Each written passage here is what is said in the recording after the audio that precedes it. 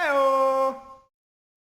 So what is going on, guys? It's Triple G here, back with another Outriders video, and today I'm going to be taking you through the Technomancer and the build that I use to crush the story, absolutely crush the story, never have any problems with it whatsoever, and then move into the challenge tiers for endgame, and currently just literally be rolling through those really easily. We're going to have unlimited ammo, we're going to have unlimited damage, and we're going to be really hard to kill. So guys, if you enjoy this video, please consider subscribing to the channel or join us over on Twitch. We stream 5 times a week, and otherwise let's get straight into this video. So one of the reasons why this Technomancer build and its associated mods are so powerful is because you don't need legendary gear at this stage.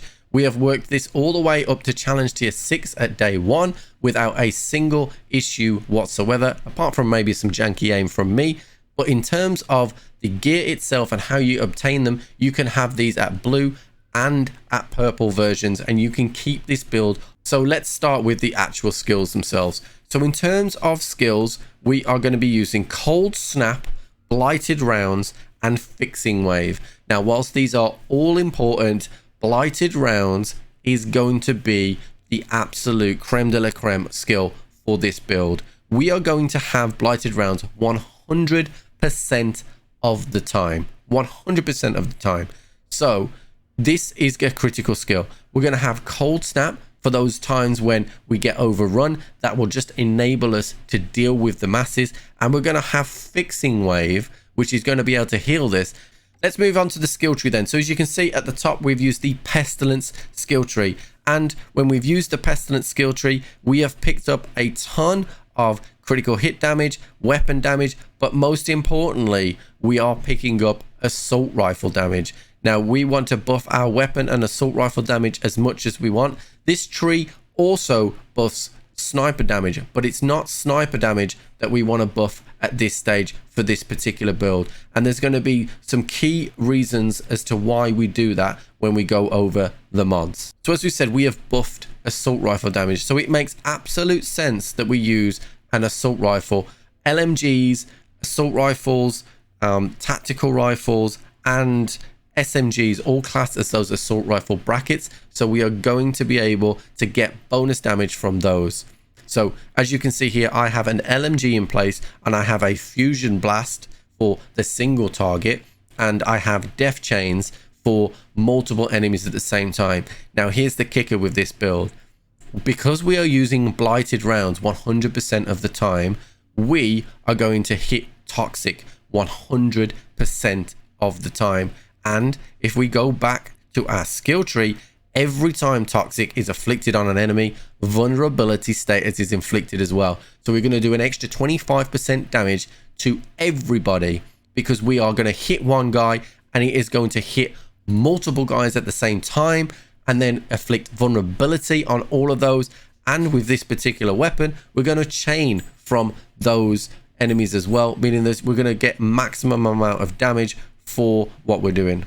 So in terms of assault rifles, you can use any of the variants you want. I prefer the LMG, and the reason why is because of the mod that allows you here, trick up the sleeve, as you can see on the screen, that gives you 30% extra bullet damage in your mag. Okay, so when you get a kill, you will get a refund of 30% going into your magazine. Don't be fooled, you have to use 30% before it starts to refill. The second you reduce that magazine by 30%, you will start to see the bullets just go up, meaning you have unlimited ammunition.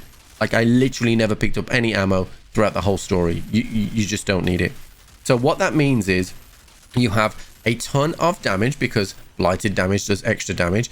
You're also got this 100% of the time. You're also always applying toxic to people, and that means you're also always applying vulnerability. Means that there is pretty much nothing that can stand in your face for too long without getting a ton of damage done to them.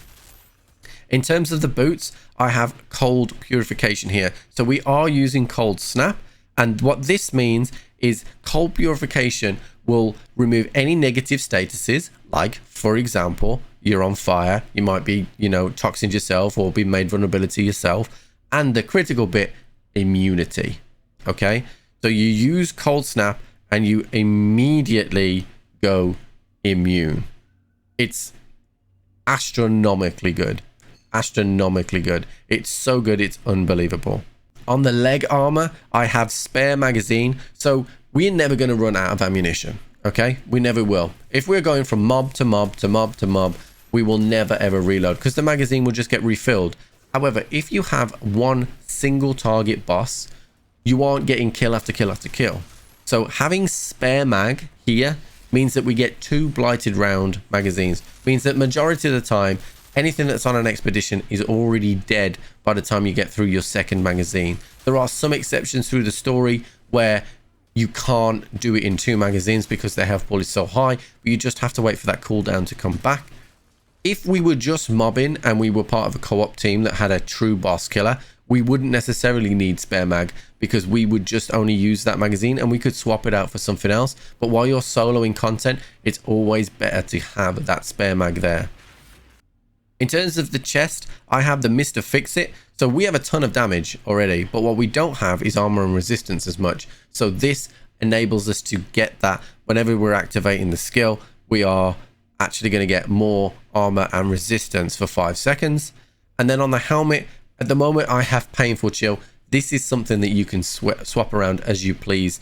It is just something that I have at the moment, but I was kind of rotating through, you know, the top armor based on the maximum amount of health or the maximum amount of fire power that I actually wanted. In terms of the secondary stats, I would definitely have a Toxic Piercer as a secondary stat, which is going to give us that bonus toxic damage. I really like Barrel Roll as well, which will increase your firepower after a barrel roll. It's only something small, but it's enough and you can notice the difference.